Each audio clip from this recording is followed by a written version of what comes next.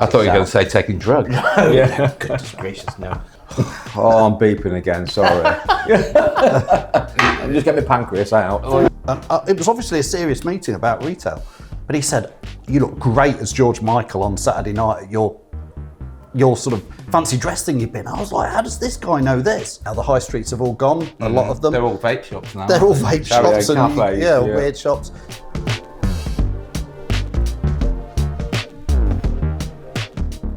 Hi, welcome back to Taxi Talk. I'm David Hunter. Joining us again, Ashley Butcher. Hello there. We've got Phil Holloway Hi, Phil. from Hollogram Hello, Media. chaps. And we've got Nate Denton Hello, from Denton Media. dominate, but we Dominate. Oh, yeah. Dominate. No. dominate. Yeah, Oh, don't get excited. I wonder Sorry. where you got that name from. Hey. Anyway, we're going to be talking today all things social media and how social media can help drivers increase revenue and business if you're working for yourself or want to do a bit extra when you're not working for an operator or a ride-hailing network. So, really interesting topic because in everyone has got probably the best marketing gadget, I would say, in their pockets, which is this. This connects you to the world, to your customers, to your suppliers and everything, but not everyone is utilizing that, I would say. So it's a subject that I was introduced to probably 10, 15 years ago using social media to promote our business. Yeah. But the question is, how can social media help the individual driver increase revenue? And I'm not just talking about the usual platform space, but how can they use social media as well, like WhatsApp, to communicate with each other as well and with customers? So we're just going to sort of brainstorm some ideas on this subject. So first of all, I'm going to start with you, Nate. I want to know how you got into social media, what you do, and what's your background, because you're a colourful character. You've been a millionaire in the past. You've had various businesses in the creative industry, radio, I believe, as well. Yeah, that's right. And Yeah, I worked at some point you were Waterman. selling phones. You had the luxury lifestyle in Portugal. A bit, very like a quick bio and how you end up here, because you know. Started work. I started actually selling records for Sony. Like, you remember the old days with hour prices? Oh, wow. I used to sell to records to hour prices. Met somebody from the head office at Sony. She didn't have a job, but she recommended me to Pete Waterman for a plugging job that was coming up. So I went to London. I was just turned 18. Hitman and her, was it? And Stock Aitman and Waterman. I went down, had an interview, finished the interview. He said, "Have you got any questions?" I said, "Just one. Have I got the job?" and you went, "That's a bit cheeky, but you have." And then that was it. I had very sort of 10 very blurry years working in the music industry, where your job's essentially taking DJs and artists. I thought you were going to say taking drugs. Goodness gracious, no.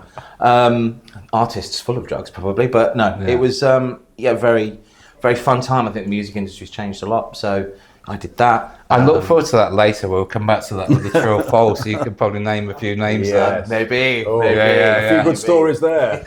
Yeah. Definitely not for the camera. And so I did that for a while. When I moved to London, they were throwing money at people for mortgages, so I bought a couple of houses. One I lived in, one I rented. So I made quite a lot of money. I was going to leave England because that was such a fun job. There wasn't really anything for me. Put a deposit in a bar. Ended up going. A friend of mine worked at QPR. I'd never worked behind a bar, so I decided. Queen's Park Rangers. Yeah, Queen's Park Rangers. Decided I hated working behind a bar. At which point I had a conversation with the chief exec at the time. And I became acting commercial director for Queen's Park Rangers Football Club from going into work in restaurants. No. And in my interview, I actually said I've always had something better to do with 90 minutes. Yeah. And Which is what? 90 times, baby, 90 times. And and so I did that. I went to Portugal. I made a ton of money buying things in from China and stuff, and got married, and that all went south. And then everything kind of shattered around me. And I became a single parent, looking after a 2-year-old and a 3-year-old. It had all gone wrong. And I was homeless with the 2 kids. And I built a business from scratch around my kids. And what I'd noticed was the taxi industry was fairly sleepy.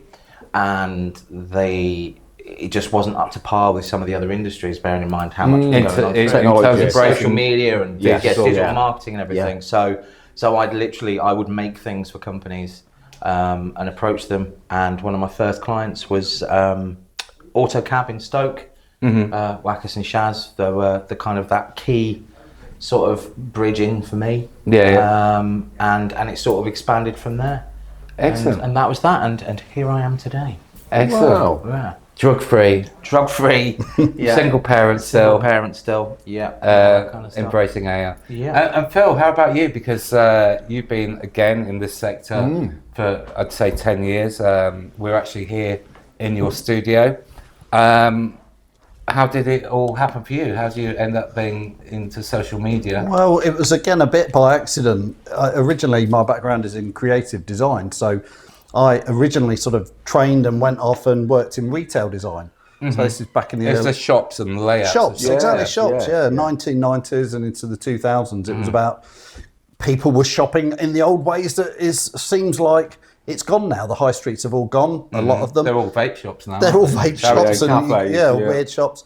But back then, retail design was all about getting shops, getting people to come in, look at the products. So I used to work with some of the big brands back then. So it was people like Chanel, Samsung, Phones for You. Some of them have come and gone, which again, I know in some of the other podcasts you've looked at that. So Phones for You, do you remember those? The old Phones for You They're thing? everywhere. all that? Yeah. That's quite hard sell, wasn't it? You know, do a deal today and you get this contract and this phone. Yeah. So, and again, another name that's come and sort of gone. I don't know if it's still around. Nokia. Yeah, Remember the Nokia we all phones? have memories of Nokia. I still I think they still playing are around. Snake Still, on some it. of those phones were great. The old Yeah. ones, weren't they? Yeah. That's true. Is that the batteries lasted forever. Didn't They did. Yeah, they did. Yeah, but they were like that, like weren't they? I always remember the Workman had one. It was like well covered in plastic and rubber, wasn't it? You could throw it around and Yeah, it still yeah. worked. No, Spent 2.5 hours typing a ringtone in. Yeah, I that's think right. that- Playing Yeah. Snake on it. Yeah, I the think red that- dials. they are still around. They're used as burner phones now, aren't Yes, they? for the Yeah. certain people. But that then in the late sort of 2008 and 9, the iPhone came out, and we started working on that with Apple about how that was displayed. And there were really exciting times in the retail world then. But around I think about 2012, I downloaded like what effectively turned into the Amazon Prime app, and you could suddenly, it was like a bit of an epiphany for me working in retail, but having an app on my phone going, I can just order something, and it just comes in a couple of days, books didn't it? and cassettes and tapes, wasn't it?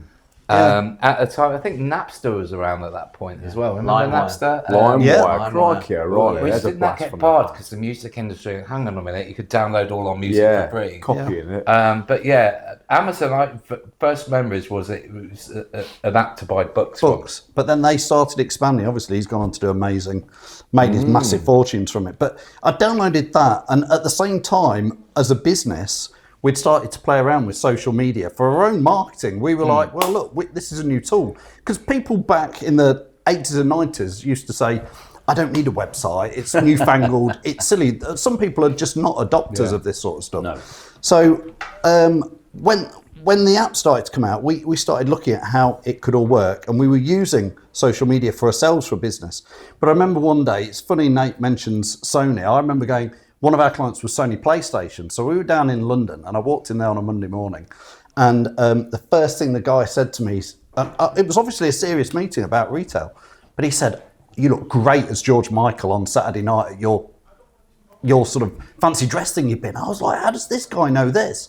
But I've been posting my own personal, like, semi-drunk photos of me dressed as George Michael on the work social media. You know, this was back when it was first out there. So I said to myself, I've got to learn how you do all this marketing, because there's no rule book back then about how you do it's it. a way of promoting yourself, but Yeah. how could you utilise that commercially? Because actually, back in the day, I remember social media being highly addictive.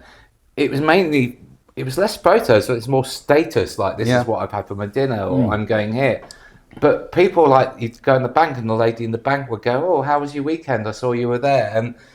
And also you could create groups and events on it. I actually think I miss those days, because I think now Yes. you look at it, it's quite commercial, isn't it? Massively. But it was a bit more intimate, more personal, and you could see all your friends, whereas now it only highlights a few of them, I think. It was a way of connecting us all.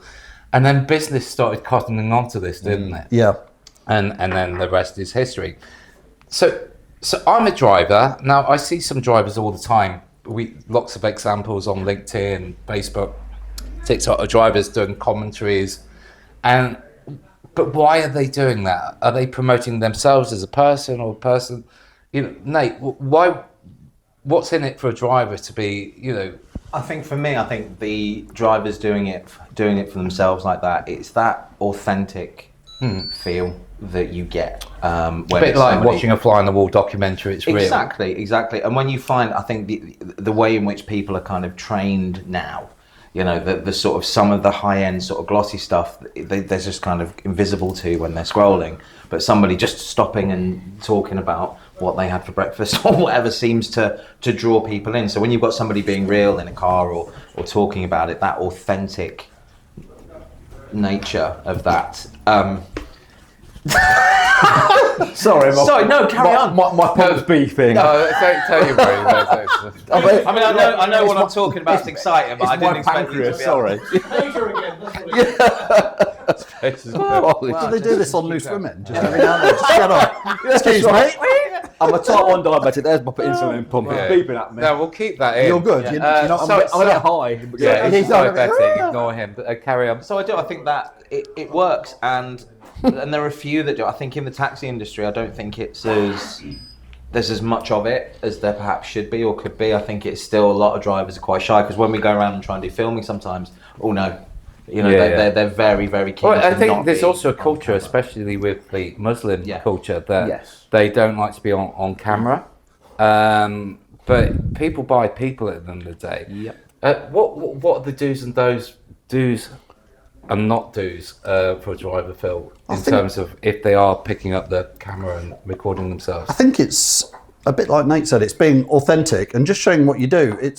It's funny how is it the Spudman, the guy who's literally does? Have you seen that, David? The guy who does all the jacket potatoes. Wait there, just give the editors. They're all falling asleep. Let's have a quick clip to the guy here if we can find one coming up now. Spudhead. Wow, that is yeah. But he's made. I mean, he's gone TikTok famous through literally. I mean, it's a jacket potato. He just chops it open, puts some cheese and beans in. We can all do that, but he's done it with some real flair. Can he take you to the airport though? I know, but what he can do is he's took himself such a simple thing. I think if you'd have said maybe 2 or 3 years ago, oh, I'm just going to do jacket potatoes and I'm going to become like TikTok and everybody's going. He gets booked now. We've talked about Deadpool and that. He was at the Ryan Reynolds with them at the Deadpool premiere outside at London. Because he's got a huge following. Because he's got a huge following. Who's from that? I mean, and again, I'm not. There are taxi drivers out there. There's quite a few ones who are doing quite good stuff on YouTube and various things. The thing is with when you're in that cab, you're getting a screenshot of life, aren't you? So yes, you've got different customers, every day different situations. Somebody might be pregnant, taken hospital. Mrs. Miggins, she's just had a cancer diagnosis. You're seeing life at its worst, its emotional worst, and at its best.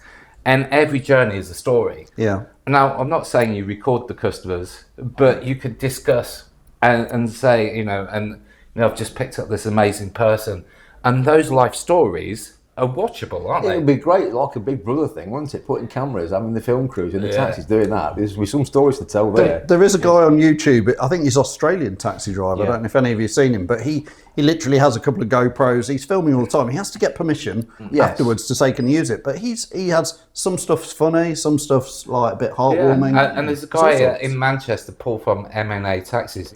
He's promoting, A, he's got a B-Class or Viano Mercedes, and B, he's human, and B, he got to the airport on time, and he's having a little conversation. He's always positive. He's not like one of these moaning taxi drivers moaning about traffic and things. It's real and it's there. Yeah. And I know it's throwaway media, but people might remember Paul for doing that. Because it's an industry where it's not really much out there. People always think of a taxi driver just being X or Y, don't they? There's no variations in it. But with media, you start to see the true side of the professionalism, really, with people. Yeah. Okay, so not everyone's for video, Nate. I mean, if you've got a face like a butcher's arse there. Oh, I'm beeping again, sorry. Just get my pancreas out. Well, we can let you whilst you deal with your medical issue. But not everyone is into video, but so if I'm new to this, and I'm setting up a page, and I haven't got the budget for a website, what's the simplest thing they can do, to get out there? And what media do they choose now? Do they go cross-platform, TikTok, LinkedIn, Facebook, or do they just do a Facebook page? And what sort of messaging should they be doing? And is there any software they can use? Because not everyone can afford graphic design, rather than just having a photo or whatever. I think for me, sort of in a bit of reverse order for that, I think because as an industry it is evolving, there's a lot of pressure coming from the ride-hailing, the autonomous vehicles and everything. And there is getting into that idea of being different and practicing this stuff. But if you've got no experience, it can be very daunting. So I like it's something we were actually talking about earlier. It's my son, he's 13. And he wants to start an online business and do some things. So basically, some of the, and I know we go back to it, some of the AI tools out there are really, really good. And ChatGPT is free now. You can just go to the website, and from there you can tell it about yourself, what you're looking to achieve, the area that you're in, and say, I'm completely new to social media. I'm 40 years old. I'm 50 years old. Could you please help me with a very simple plan? Give me some ideas on some free tools that I could use. Design me a logo. And it will kind of help and support you at no cost. And there'll be things that it will be able to just help you much. And if you've never used it, and I think there's probably quite a few drivers that still haven't, it's just like having a little assistant in your phone. You don't essentially realise you're not talking to a person sometimes. I tell you, it's funny because you say my daughter's 13 as well, and she does it. Like she said, I've had X amount of people like me on this, doing this now, and she shows me what she's doing and various different like videos of just freeze frame and moving things around and just stuff that the children do nowadays. But it's getting into that side of things. What you guys do. It's very simple, isn't it? And sometimes it's a very simple original idea. Yeah, of course it is. That's right. It's authentic, and as you said, it's like to a degree. You might not want to do video. You might not want to do that. Well, that's okay. Just pictures of where you are, pictures of where you've been. Doing something. Tell the story, and you could say, look, I'm not very good at writing stories. I've picked somebody up. This is what happened. Can you make that into an interesting post for me and put some hashtags on it? And it will create all that for you. So it is very much like paying an agency. So really, maybe that's doing you guys out of a job, isn't it? Yeah, sometimes. But again, they say you'll be replaced with AI or somebody using AI. I think we'll all be replaced by robots. And what's that site called? ChatGPT. It's free now. It's free now. It's kind of Google but on speed. So Phil, Nate's told us how to set up a very simple play using AI. So the driver's set up a page. He's got some graphics on there. He's got a couple of posts he's generated, but no one's liking it, or he hasn't got the followers. How would he promote that to get it out to a wider audience through maybe affiliate marketing or tagging in? Well, some of it's thinking about maybe what markets the taxi driver wants to appeal to. He might have a nice Mercedes, for example, and wants to go after sort of corporate work. So he might be using LinkedIn. So he's got to maybe position it correctly for that. He might be in a university area where there's loads of students. So he's got to think what would my customers want to see. So he has to create something a little bit different, and maybe a LinkedIn advert would be different to say a TikTok advert. Exactly, different audiences. But I'm not saying a student wouldn't be on LinkedIn, but most likely they'll be on TikTok. What are the strong prefers on each one then? So who likes LinkedIn better? Who likes the other ones? I mean, generally LinkedIn is more of your business sort of class people and people looking at jobs and that type of manoeuvrability within their careers. Whereas TikTok, people think it's youngsters, but it really isn't. I mean, I don't know. Are all you guys on TikTok? And I've got one of the biggest search engines. Studio camera now because we've got a variety of ages here in the crew. So people consume social media in a different way. I'm still Facebook, but to these guys, it will be like the yellow pages. The guys behind the camera. Yeah, so that's why I'm just going to go through. So I'm going to ask. Whether it's Instagram or TikTok or others, what your favourite social media platform is. Ash. Facebook. Pornhub. Jake. Twitter or X. X. Charlie. TikTok. Sam. Instagram. Who'd be on it? Chris. MySpace. And Nate. Instagram for me. Instagram. So there's a various amount of Yeah. platforms there. And that's so what, you've got to that's what appeal they've to got to their think about. taste. Yeah, they've got to think, the drivers or anybody using social media, you have to think about who your audience is and what they're looking for. Now, it might be that one driver wants to appeal to multiple ones, so he has to think about He what might sort of think, he content might be he an wants to airport position. specialist. A lot Yes. of drivers will work for an operator and then think, well, I've got a nice vehicle. They're not giving me. I'll do so. Especially in London where they multi-app. Yeah. So and also do their own work. So it's knowing the market. Which marketplace would you, if you're a generic taxi driver that does everything in your average normal car, which one would you go for? Do you think out there to get the best feedback on or the best watches on? I'd probably still say for a Joe average driver, you'd be looking at Facebook and Instagram as your two ones. But I would definitely add LinkedIn because, like Liam shouted out there, Yes. I think a lot of people are looking potential on LinkedIn, but I you've think- perhaps got to do a bit of all of Yeah, them. and I'd say And an with inquiry TikTok form for the as well. younger people. But again, when you were saying about how they get followers and how they do that, if you think every single time somebody gets into their car, you have a very captive audience. They're sitting there looking at stuff. You could have like a Linktree QR code. Yes, And yes. Linktree is essentially, it's that one QR code.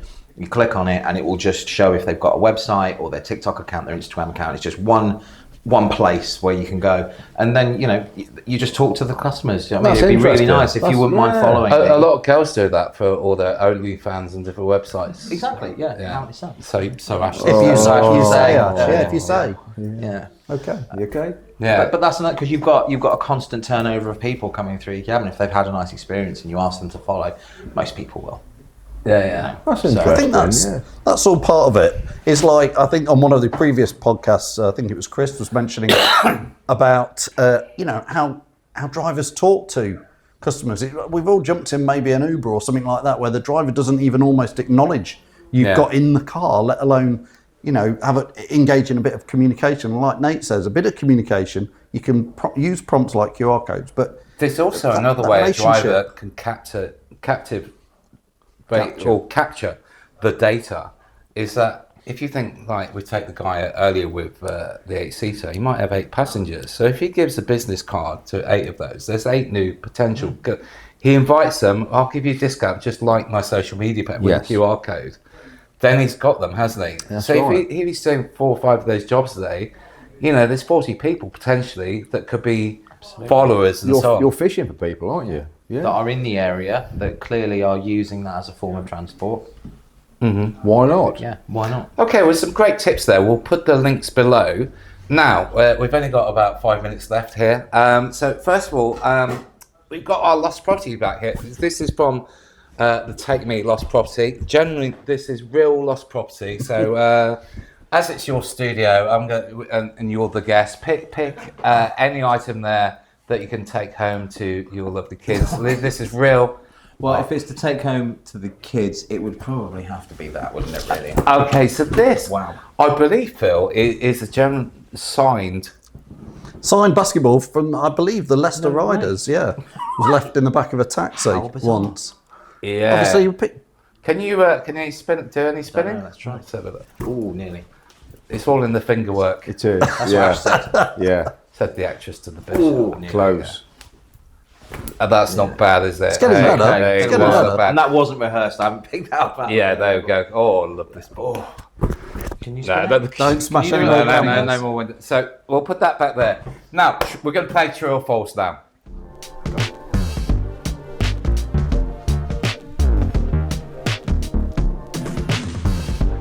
So right, back now, true or false. The name of the game is in the title. So we're going to start off with Nate. He's going to tell us a story. We have to guess Whether if it's true or false. So you can play along at home. So we'll guess here, and then the crew will guess. So Nate, the floor is yours. Let me have a think. Let me think of one. Okay. During experiences of putting out my own social media, I was approached by Andrex to do some TV adverts. Was that the toilet roll with a puppy With dog? a little dog. Yes. Yes. Yeah. Yes. Is that true? I don't know. You tell me. Or is False. I think I'm chatting poo. True. that true. Do you think? I think it's true. Guys, do you think it's true or false? True. True. True. General consent. True. So who said false? Only Ash doesn't believe that Nathan would get the opportunity to promote shit paper with a little puppy. Little puppy. Well, Ash is incredibly perceptive, but just not this time, sir. No, it is true. And I Wow. did the advert. Well done. There we go. Yeah. Well done. Wow, out of interest, what did you create for them? We didn't know I had to go. We go down as a vlogger, and I took the kids and me, and we went down and we talked about toilet wipes. Yeah, it was fabulous. Watch people wipe their arses. Yeah, Watch people wipe their asses with a puppy. and they were great because they're like, you can just say anything you want, anything, just like be totally natural, but just say this. Yeah. Wow, how much did you get paid for that? Yeah, it was about 4 or 5 grand for a day's work. For Yeah, it was talking nice. shit? For literally talking. Wow. Do you Oh, know we're what's in the funny as wrong well, train. David? What? Because my true or false was going to be about toilet roll. Because I once had to do a marketing campaign for the aloe vera stuff with the smell. They made it all smell. No, do it. Exactly. Yeah, use it. Well, he's told us now. So I've It's kind of true. told you it was true, but No, it's, but it's we just don't gonna. know that though, do we? It's so weird that that's the funniest and weirdest things So that you've had guys, to work on. forget what we Toilet just said. Get yourself blogging about toilet paper. Obviously, it's a 4 or 5 grand gig. Phil, It's a weird thing. what's your True or Well, that was or my false? true or false. I was What going was to it? tell you about the Well, toilet roll stuff. If you want, 'Cause I it's- can switch it because I've got a music one I could do. No, You that wanna one's switch good. it? You good? All right, we'll give you the opportunity of the second one. Go on. Okay, cool. But you might, and I'll have to think about because you might know if it's true or false. I was once at a party, and Jeremy Clarkson came into the party with Quentin Wilson. Yeah, both well. Top Gear presenters. Yeah, that's both right, Top nice Gear gal. presenters. Old Top Gear. Old Top Gear presenters, and he told me the story that Noel Gallagher introduced him to Kate Moss, I think, at an MTV Awards, and he said, "Oh hi, this is Jeremy. Jeremy does Top Gear." And Kate turned around and said, "No, thank you, not for me." Top Gear. True or false? I think that's true. No, False. false. I'm going to go false, yeah. True. Guys, true or false? Was Top Gear offered at a party with Jeremy Clarkson allegedly? True. Yeah. False. It's actually true. Yay! And on that bombshell, Thank you very we'll much. see you next episode. Take care, guys.